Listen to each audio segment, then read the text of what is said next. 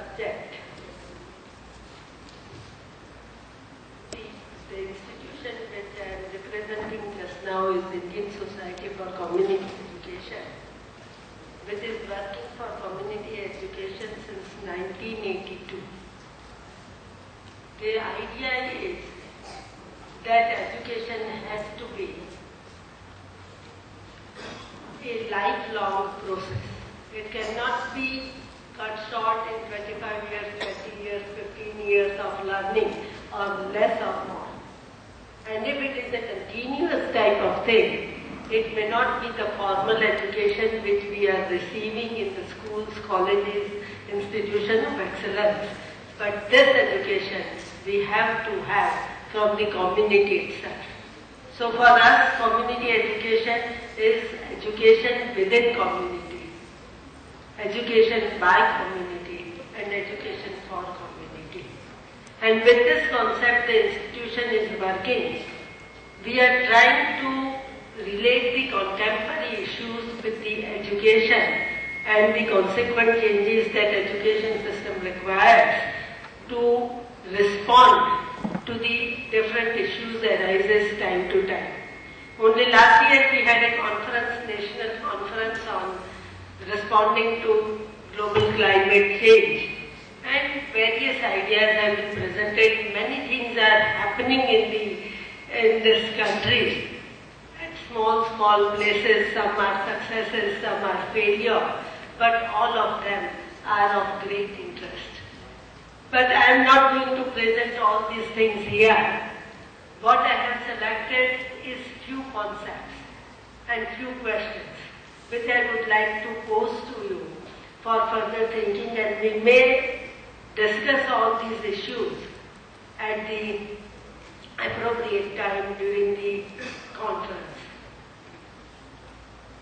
See, what is the context of this subject? How that we thought of death. There are a lot of temperature analysis that you find everywhere, starting from IPCC to several other organizations and every small meteorology department. If you talk with farmers and laymen, they would also have some comment to offer on the type of changes that we observe in the climate. These changes are whether notable or not notable, whether worrisome or not worrisome, whether real or wrong, whether we get correct figure or not getting correct figure. All these are questions of debate and controversies. But I am not entering into it. One thing is certain, that we want to live, and we want to live forever. This quest is so eternal in each one of us that all these controversies doesn't matter. What matters is whether we want to live forever or not, whether we want to die out, whether we want to extinct. And we in our life of 50 years, 60 years have seen several things getting extinct. They are getting over. And some we have noticed, some we may not have noticed. But this very phenomena, this very symptom is a worrisome. What has happened to dinosaurs may happen to us.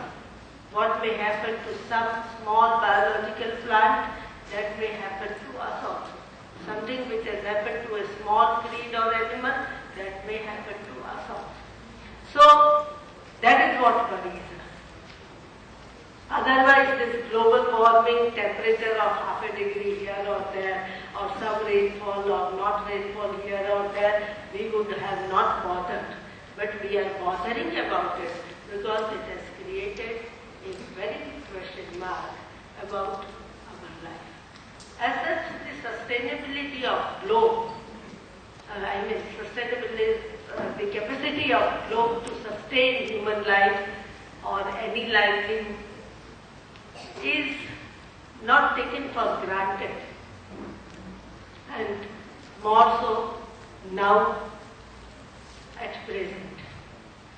See, even Professor Malthus, I remember that years back, centuries back, when he said in his population theory that the day may come when population would exceed to the capacity of the earth to sustain it. People didn't hear this exceed to. What people heard is that population will increase, and so all our efforts went towards population control and how to manage between the earth's capacity and population. At that time nobody had a thought that one man can consume of 10, 20, 100 and 500. So we counted only heads. But then the time came when we have to count to the consumption.